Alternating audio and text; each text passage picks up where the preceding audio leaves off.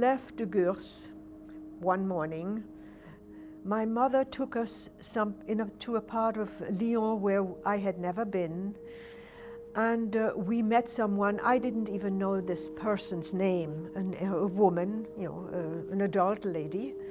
My mother had packed this little knapsack for my sister and for me, with an apple and a change of clothing, some warm clothing, some extra socks, some extra underwear, an apple, and told us we were going to the Massif Central. Now, I knew the Massif Central is a mountain range. I said, okay, we're going to the mountains. It's vacation time. I was delighted. It was in September 1941. I think it was towards the evening, because I remember looking out of the train and saying to myself, what beautiful countryside this is. We said goodbye to our mother, and she took us a train that first took us to Saint-Étienne, where we changed, and then we went on a little tiny train that puffed its way across the countryside and up the mountain, and stopped at a place called Le Chambon-sur-Lignon. I had never heard of Le Chambon-sur-Lignon, of course.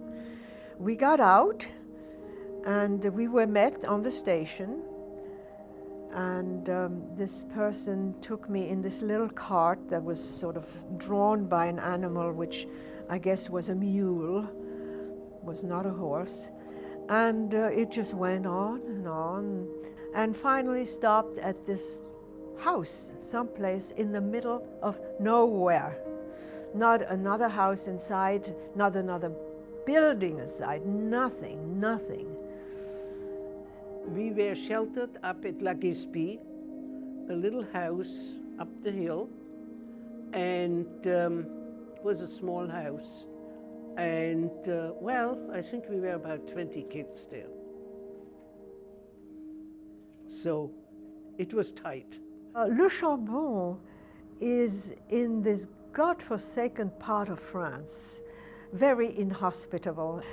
Pasteur Trocmé came to Le Chambon somehow as he was sort of punished, because during World War I, he refused to serve in the army.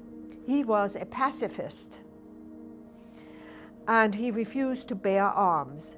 So they eventually sent him, be a pacifist, you go to, instead of giving him a top-notch community, they sent him to Le Chambon-sur-Lignon.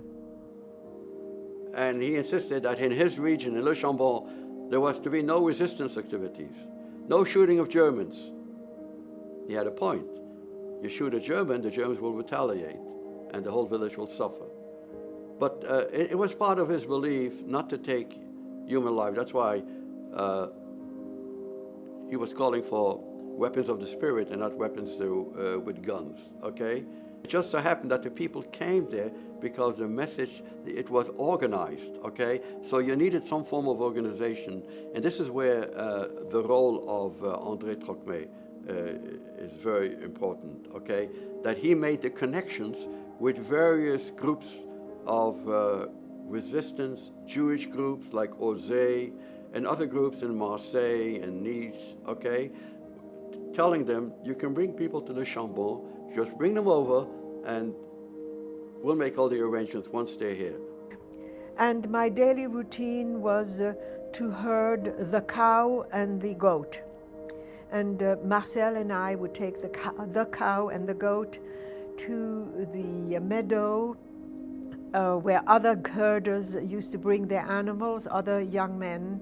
We did not have a radio, a telephone, a newspaper, so we knew very little what was going on in the outside world.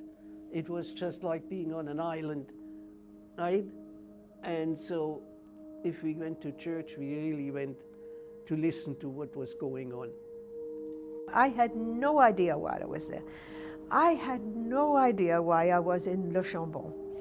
And as a matter of fact, the only idea I had was that Madame Dreyfus had said to us on the train, when you are in Le Chambon, don't talk about who you are, and you will not be able to get any mail, and you will not be able to send out mail.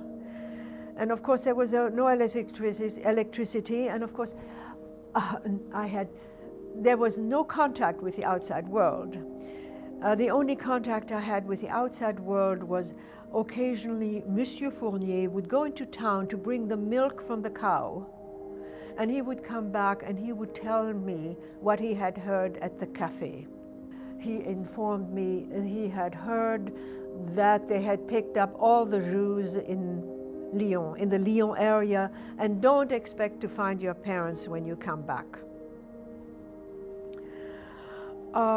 By that time, I had begun to get an inkling, of the fact that I was there for a reason, that I was being hidden, and that he had some knowledge of why I was there. Everyone was counseling everyone to avoid any confrontation with the authorities, with the Nazis. And helping a Jew meant you might face a concentration camp. In every other place in Europe, the righteous that we honored were people who decided on an individual and lonely basis, yes, I'm going to do something in spite of the risks, okay? Although I can't tell to my neighbors, I can't talk to my friends, my next door neighbor, I can't say, I have to keep the secret to myself. And Le Chambon is completely different. In Le Chambon, I'm saving the Jews. So everybody's doing that. And everybody's doing that. It's a matter of course, and there's nothing exceptional about it. Okay? What about the risk? Well, that's life. So if there are any risks, so we have a history of taking risks to preserve our religion, and we'll take the risk. And there were still roundups going on and deportations going on and all that sort of stuff. And I felt I might as well try to get there. In order to get away from the situation we were in. You see a deportation train, you know. No matter how safe Le Chambon was, and it was super safe, you never know. I mean, the people of Le Chambon were the best people on earth. After my mother was deported, after we had been in hiding, I had relatives in Switzerland, my mother's sister and brother-in-law and cousins. And I went to see a friend, Hans Salomon. He has passed away in Philadelphia. And he had a map on the wall in Les Roches. And I looked at the map he had on the wall and I said, you know, Hans, we have to get from here to there being Switzerland.